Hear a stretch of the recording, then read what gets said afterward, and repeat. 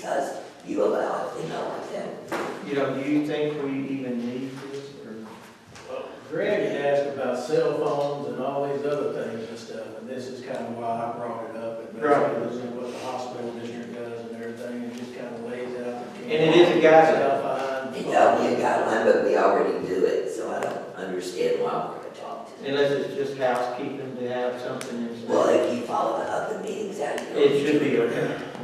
I might note this, at other entities, I'm talking about a couple of small cities, but we're all under the same umbrella. It's the Texas Open Meetings Act, whether it's a small city, a large city, or whatever. The chief, they lay a sheet of paper out there, and the chief executive officer, whoever's conducting the meeting at that time, be the president, vice president, whomever, simply announces that all cell phones should be put on mute, and no one can take a cell phone call during a meeting. Also, if you're going to videotape, use your camera for a picture, please step to the aisle and do so that no one in the audience will be obstructed. Because we were having people standing up and down in meetings, making pictures in that particular small city agenda. So you can do it in a policy, you can do it by simply an announcement. The Open Meetings Act is very clear that the intent is to have you all be able to run an orderly meeting to take care of the agenda items that are there. And I think we do, Pleasure. whatever I do. Okay, it depends, do I have a motion on this, or do we need this, or what does the rest of the board feel like on this? We have the sign that front said silence on your cell phone. That was my biggest concern. Okay, and if you don't feel like we need it, we don't put it in. If we do, we'll go ahead and We go. already have it, it's in the. You don't feel like we need it? I mean, we already have it, Okay. it's spelled out pretty plain. Tommy, what do you think?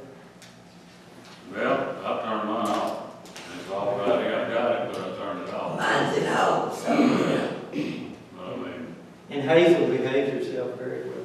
yeah, so far so good. Mike, I don't mean to interrupt, but No, go ahead. What you got? I made this comment at the ESD meeting last week. Yes, sir.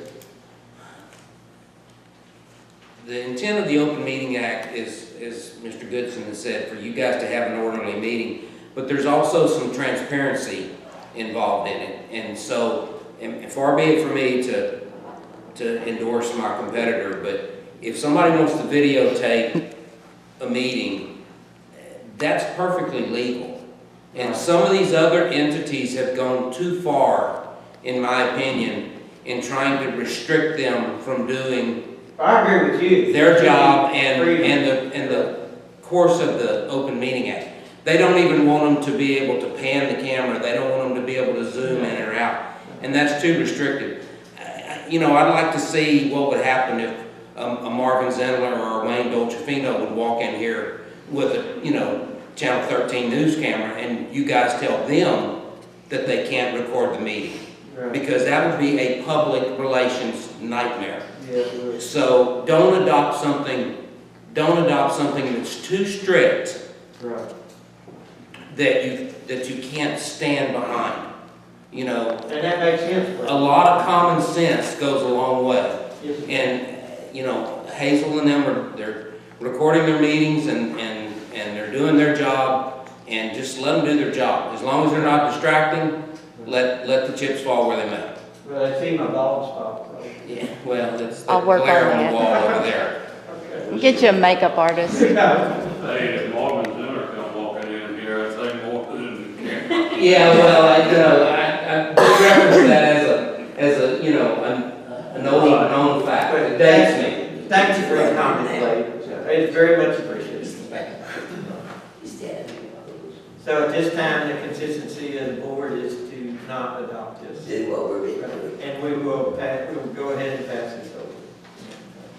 So item number 14. Review and consider adopting the 2017 revised policy manual. We have had a couple of workshops on it. Elliot was supposed to have the finished copy. Yeah, I emailed it to everybody. Okay, we have everything done, everything done. Okay. Everything spelled correctly, everything? No, the typos are terrible. Typos are awful. I mean, you got 4 or 5 words without a space. It's really hard to read. But the heart of the I thing have a few questions. is, okay, And partly my fault, I'm running behind I understand. the last couple of months. So, yes. If you go, Jeffrey, that sounds all right. Yes, ma'am. If you go to your book and you go to that page and that section, a Vietnam era, we talk about veterans, but then we have Vietnam era on veterans, all veterans. I have opened that policy, y'all asked Elliot to do so, she'll have to direct the questions to me. I have not looked, I have not reviewed it. On section 145, I don't agree with no pay raise during the probation period. And then when we go back on, page 7, the Vietnam era again. These are just highlights that I think maybe we kind of need to discuss. On page 18, when you're talking about sick, being sick, may require release to return to work. We either require release or we don't require release. I don't think it's discretionary. That's where we got the problems before. Some had to have one, some didn't, depending on, that's not good. Okay. To your family leave, we need to be able to add spouse and possibly parents, that's up to the board. But that falls under a federal law. I think you just need to take your book and go through these and come back with an opinion. Because some of them, we talked several times about staying off of social media during work hours, that's not in there. And your disaster payment, which is the salary, which is on page 24, it's 2.5 times your regular pay, am I correct? Because that's. It's your regular plus 1.5 times. That's a lot of damn money. No wonder. Is that a government thing, or Trinity Bank? That's pretty much, pretty standard when there, it's kind of like being, having a holiday or something, you get 2.5 times your regular pay, something like that. I mean, I was just shocked when I saw it, but Right. So what you're saying, Dorothy, I think we need to clean these items up. we need one more workshop? Well, or y'all can just look at it and email Todd. Yeah, I have to take these back to Elliot and let him Right. look at it, since he was the one who, I hadn't seen it either. and I just did it last night, I'm sorry, I don't have it down to you. Yes, sir, go ahead. Jerry knows, FEMA, how do I say this, all of the disaster assistance for public assistance, PA for you all, has all been updated in 2 CFR Part 200. Everything changed on this, Jerry. I know reworking some things now because their disqualification of the HGAC procurement on some items. So they've also adopted some new rules on total administrative costs and on direct costs and how you calculate them. So that bottom item, I'll give to Elliot and give him the information. We've just gotten from one of the FEMA representatives on what amount you can charge, because there's also rules during that clear disaster period and then in the recovery period, which are different subparts now of the FEMA regulation as far as calculation of cost and reimbursement. So we can check that out. So we, and it should. It needs to be firm. Need to be shall. Okay. All right, I'll be happy to go back and give Elliot Please and do. give y'all back that. And somebody needs to prove it bad. Yeah. Really.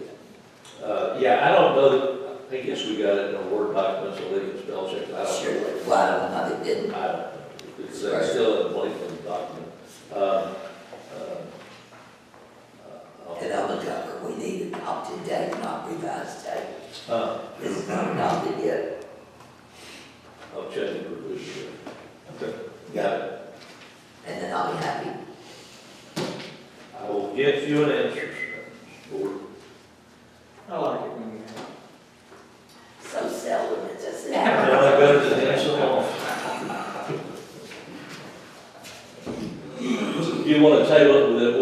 Yes, sir, no doubt, yeah. And we'll be happy to get her back to you.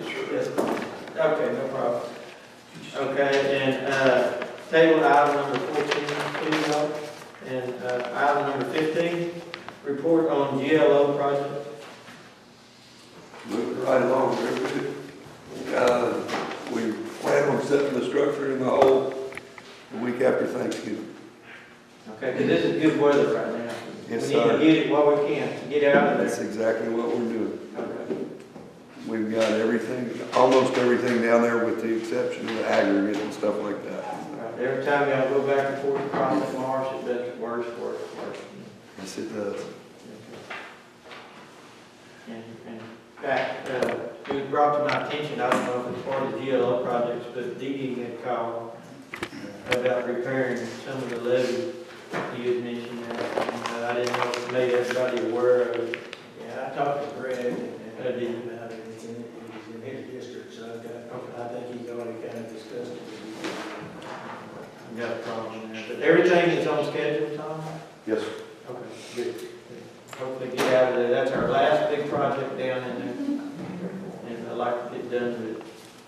Be done with that kind of mess. Yes, sir. Wow, that's bad. Staying there long enough to sink out. It's your fault. Anything else? And moving on to drainage. We have the 60-foot Beacon working on 9A, which is Maple Ridge, north of Pot Road. And we finished the west side, and now we're working on the east side, and we're on East Community. The new Beacon 30 we finished up north of 1663 and east of 1410 on Gary Monto property. And we moved it to Spindletop, north of 65, that's Buddy DeVille property. We started on the south side of ditch 8F and worked towards Spindletop, and we will cut down to 65, and then we'll also cut that same ditch back to Dugal Road. The Fecon 30, we're working on Sand Gully, east of 124 south of Fairview, and we cut from 124 going east, and we're on Bill White property. How's that working in there? It's been forever since we cleaned it out. It looks real good, so the pictures was. Okay, 'cause I know it's pretty slow because it's so We're heavy. doing both sides. Oh, And so it's moving a little slow, but it looks good. He's got it. He's got it. that should help alleviate some of that pressure, water pressure. The Long Beach 50, we finished up with the LNBA canal back over behind the Beers. It's ditch 8, and we moved in for cleanup and maintenance. And then we moved to the Bad East Gully, east of Highway 562 and south of Carrington Road. And we're cutting on the east side of that ditch. There was a little bit of debris and stuff after all the storms, so we're going through it. The 6, of course, the bridge crew does it. The drainage crews doing their normal stuff. They also worked on that LNBA pipe. They worked on crossing repair on ditch 8D on Glen Road, east of Highway 124, and working with the new Fecon, moving the fence over along Spindletop. The 3 D3 cat dozer, we moved the Mayhaw ditch to help with the Fecon 60, and we did pull this machine, I think, to work on the road down for the Cascade project. The 308 cat, we used this machine to repair crossing in Ogden ditch, and that was Gail's pipe had some problems, and we put stabilizing stand on in that washout. Okay. And then we moved this machine to Bad East Gully to repair some drains ahead of the Fecon 50. We used the skid steer to repair a crossing on Glen Road. We used that machine. Tony Armature had requested us to clean a ditch from Hebert Road to the ditch that we'd just gotten off of, the one just south of Sand Gully. And it's not a very big ditch. That's only 2/10 of a mile up there. Now, there's a canal that runs along Hebert Road, and it's their canal levee on the south side has got a hole in it, And I met a LMDA guy out there, and he put dye in the canal, and their canal is leaking into that. So they are planning on fixing, repairing what's there. Yes. And the best we can see, because it's underwater, it's about a 24-inch pipe. Tony's concerns are that that's the only thing that drains that side, the north side of Hebert Road for a good long ways right there. I think he's planning on building a house over on that side. And the pipe under the canal is smaller than what's under Hebert Road. And that's his concerns. He would like to get that pipe enlarged. We're talking about maybe doing that under a temporary easement, and so that's where we're at. Do we want- 24, 32? Well, what under it now is 24, but there's a crossing just south of it that is like a 40. It's a weird size of some of that. Right. That makes sense. But what's under the road, I think, is a 30. And so that's what gets water from the north side to the south side. But then you got whatever comes on the road ditch on the south side. So And that flows into Elmo, then? yes. Okay. So that's what he's requesting is he'll give an easement for the ditch, but his concerns are the pipe under the canal. LMDA just wants to patch what they did. They're not going to enlarge what's under there. So that's where we are. We need to know, do we want to take the easement and buy the pipe? And I imagine we'll have to get back with whether the LMDA will participate or what. But It's right like they have before, they have participated in a cost share situation. Right. yes, now whether they'll dig, actually they still use the canal right now. So, Right. but when they get where they can even repair it for themselves, since they're going to be there, that's the deal. Do you want to take an easement and also a big pipeline? It's not on the agenda, but. Well, it's on just under the drainage on your. Yeah, you got requests for cleaning. Right here, yeah, item number 11.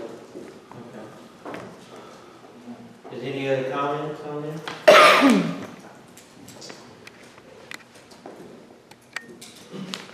Y'all need a motion? I don't know. Do Okay, you you need a just motion? You just need a temporary easement to do it. We just need to know what to do. What do y'all think? And if this pipe, what size of pipe? If you go with even a 40 or 42, it's about $34 a foot. You're talking 80 or 100 foot. So, Okay, because it's got to be at least to go into the canal. yeah, probably 100 foot. Because If they would cost share of this, I don't see why not. the LMDA, they just want to repair what's messed up. Right, And he asked me, are we going to do the work? right. So that, if we have to do the work, then you're talking $3,500 for the pipe and then machine, time and labor for a couple, 3 days, probably, the part of it. Any comments? Do we need it done for drainage? Well, we don't have an easement, so I mean, like you said, we're the drainage and LMDA is the canal, so Tony feels like, something needs to be Who done. actually owns the property there? Tony owns the property on this side, and Well, on the other side is Bill White, but his is somewhere, I guess, on the east side of Bill White's road. But he's gonna build a house on the north side, and he wants it to be able to drain. Right, I think what Dorothy was after, is how many landowners would this Are we doing benefit? it on an easement? Just Tony. Benefit, not just Just Tony. Tony. Okay, that makes a difference, If we're benefiting multiple landowners, it justifies the cost. But if it's just Tony alone, doesn't really justify the cost. Other than whatever. Well, on Hebert. Right, but if it did benefit more than one landowner, that's a different situation. And also, the sand hill is on the north side, running parallel to that, but what he's concerned with is what comes down here, If he buys the pipe, we'll put it in. How's that? but, I mentioned that to maybe even get with LNVA when they're repairing. Right, that's what I was thinking, you could do that. So, On a daily basis, the drainage is okay for that area. He's wanting, because he's gonna build a house there. So he wanted That's his extra. bill. Exactly. If he buys the pipe, He needs to buy the pipe. yeah, we'll put it in a situation like that. and then, on a temporary spot, a little ditch. Yes. Well, I And it's think, got brush and stuff in it. It's not real bad, but it is being a sand. cleaning the ditch is all right, but he'll have to buy the pipe. But it's only- That's pretty simple. He ain't gonna buy a pipe. Well, anything else, Dan? And that kind of standard anyway. I think that's it. And utilities, Wait a minute. David? Chris this month responded What? I'm sorry, Dorothy, what you got? Before we let drainage, I want to know what you learned on the county-wide drainage plan. Basically, it was just a get-together meeting from the beginning, and we put about 25, 30 projects together within a day or two, and basically we sat down and started ranking of what, How they plan down, county-wide. basically, it's all in one pile of money, or basically it's all submitted for everybody, and basically I was there trying to get our project to the top of the list that way. Are they gonna put us together in one entity, or we're still gonna be separate drainage and they're gonna do drainage on the rest of the county? How are they gonna do that? It's all gonna be together at one time through the governor's Restore Texas program is what this is. So basically, it'll be everything in the whole county. But we operate separately. I know, but we still like, I asked them for money to do our drainage studies. That way, whenever we're ready to do something, we can do that. I asked for money to finish Mayhaw. No, that's not what I'm asking about. I'm trying to figure out, are they creating a county-wide No, drainage no, they're district? just bringing everybody in, and the county is the main entity, and Got it. everybody's underneath Yeah, I them understand. and asking through The the county for money. Right, exactly. I'm trying to figure out the structure. Okay. That's the point, Dorothy. Yeah, I appreciate it. But it doesn't look like it's that way. no, What's that? we still operate individually. Yes. Oh, Yeah, we're not. Well, the public's not aware of that. Right. And they have run rampant with all their great ideas. Do you think so? I know, so I got phone calls. Probably. They Yeah, got lots of great ideas, don't they? scared me. Yeah, Yeah. overload of them. That was good to know, though. Thank you, Judy. Okay, I'm sorry, David. Go ahead. Cruz responded this month to 45 calls for locks and pulls, 3 customer problems, 1 meter change out, 5 meter leaks, 3 move meters. We installed 8 new taps this time, had 2 main leaks. On the sewer side, we responded to 90 grinder maintenance calls, installed 4 new grinders. We had 12 sewer stoppers total and replaced 4 new grinder pumps and repaired 6 sewer mains. The construction crew installed 768-inch-and-a-half sewer pipe on Buccaneer, also installed 400 foot of water line on Carrington Road, and installed a rail to attach the water line to the bridge, and we're waiting on pipe to complete the job right now for the bridge. Yeah, that's a lot of sewer stoppages in Winnie. I see that 11. That part of that flat spot situation? Yeah, it's a little bit everywhere. Okay. When it rains real heavy like that, it stirs all the debris up. the pipe. And moves down and locates right down. So I believe we had to flush some on 9th Street, had to Yes, we actually did. get a flush truck in and just to move the sludge around and take it out. Yeah. I do notice that on this grinder maintenance, it seems like it's getting Works. higher and higher and higher. And like Mike was pointing out before, we have a lot of repairs to do. And is this the same problem happening over and over again? Well, some of The it- men aren't able to repair them properly? It's both ends, Mike. Most of the time we go out if these grinders are having problems, most of the time they got baby wipes or rags in them, but these kids or parents are sticking in the the sewer line, and the grinders aren't able to chew them up all the time. Depends on what position the grinder, the motor itself is in, when it cuts off, when it starts, it's gonna be able to cut it up or not. Me and Mike have got together and we're fixing to, kind of waiting to get a new meter reader in. And we're gonna start having some classes on how to troubleshoot these stations so they can figure out how to repair and troubleshoot the problem with the station more than just replace things. Yeah, not yet, just do parts change. Right. And put Band-Aids on it, and 4 months later, it takes so much man time and hours and time and money going back and back and back and back and back. Exactly. Right. So, and when these people were usually on these, putting these rags in these tanks, it's the same places all the time. So we've been sending these people's letters asking them not to put these things in there and so forth. Good. Information. Right. Thank you, David. Anything else? I know that we had a boil water notice because we had a big blowout in Hancock. It was on TV and several people called and everything else.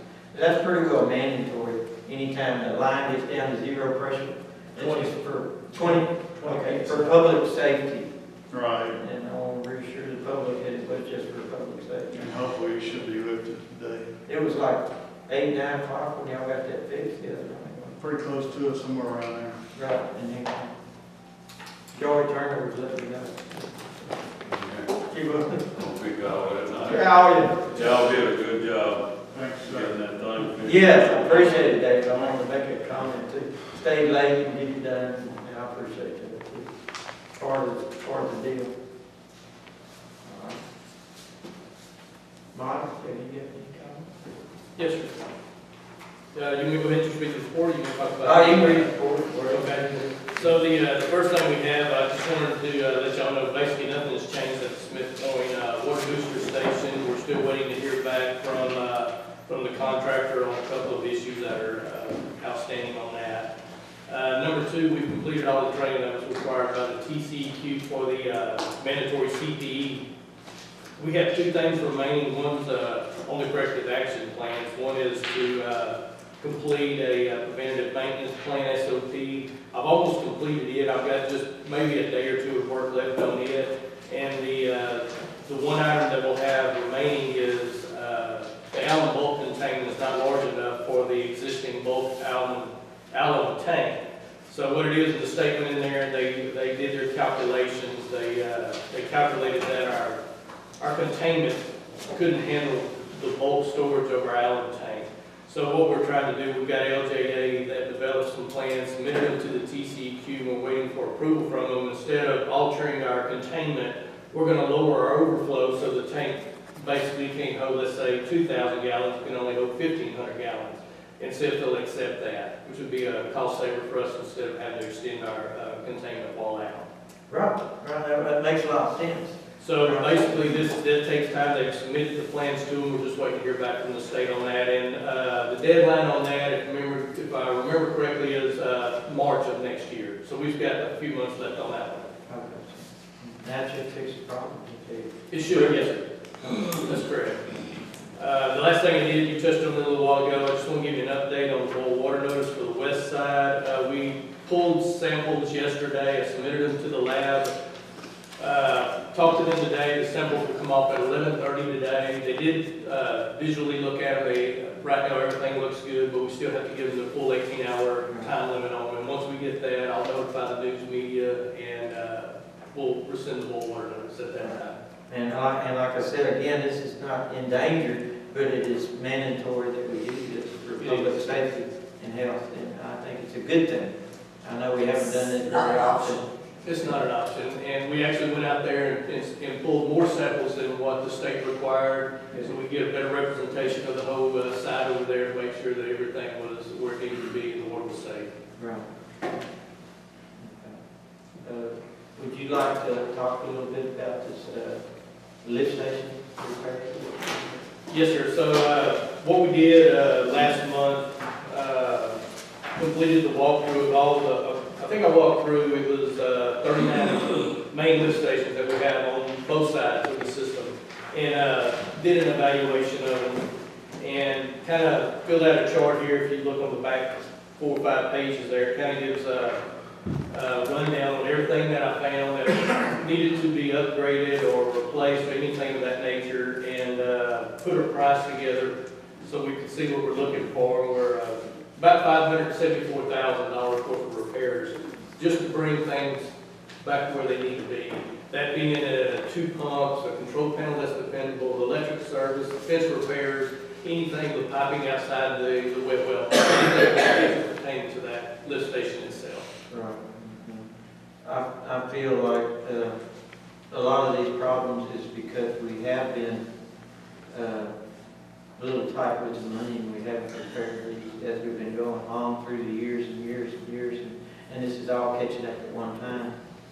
And I feel it's something that we need to I keep. believe the hurricane kind of brought it all out too. Right, and part of it, We I actually actually went whatever. out and had to work on the stations ourselves, and once we got to looking at them, like, so anyway, this is whenever I asked Mike to do an evaluation. Right. Like Dorothy said, you need to plan ahead of time, so this is an idea of what we're planning ahead of time, as to what's gonna take to get this done. Right, and I'm very much appreciative, because if the board does not know how to do a plan, and this is brought to attention, and there's quite a bit of money involved here, along with everything else. Lots of money, and we're trying to get everything covered, but this is also a must-do, as far as I'm concerned, so we need to do this. I very much appreciate it. And whoever put a plan together of which ones need it first, and so on and so forth, and then go from there. Well, I feel like if we're redoing the sewer system in Winnie, those lift stations need to be upgraded first. But we do have a few on the west side that are hanging on by the thread too. Okay, so it's a matter of priority. Yes. Who's worse? It doesn't matter how good your lines are if you can't get it past If the we lift won't station. pump, we can break down all the time. Doesn't matter. Right, but I know what you mean. The priority is how bad, you go from bad to better. And because a lot of these on the list look pretty bad. And what I've seen in boxes, they were jumped around things and engineered properly. Whatever you want to call it. We'll get this done. Okay, well, like I said, actually, and this is part of the disaster money also, I asked for money for this in the disaster plan. That doesn't mean you're gonna get it. But- No. But due to Hurricane Harvey recovery and so on and so forth, we submitted this and several other things. Fences around the plants, just all kind of removing sludge, water tanks, all kind of things that need to be done. Right. We're submitted through some emergency grant stuff. Well, so Mike, water tanks need to be changed for $500,000 and all these things. That's $1 million. Yeah, basically. And that's things that we have to do. We want to try to get it all out on the table, we've already redone all the sewer plant, we've redone all the water plant. Make it progress. And all these things, we've overcome a lot of big hurdles already. So basically, we just continue to move through and take care of these things. Yeah, if we could get some money from FEMA, that would be awesome. We're trying. They need to be applied to that. Is there any need for executive session? Yes, yes. I think manager just wants to update you on some personnel issues related to some litigation that's All on. right, I thought it would be. All right, so for right now, we'll adjourn this meeting, and we're gonna go into executive session. I can pull a figure down there, so you that would work out. 2 weeks a year. Yeah, I mean, that's kind of. Dog money, everything needs money. Can you be sending me the money? Don't worry, Mom. I know. Ain't got no money. Yeah. Home for the holiday.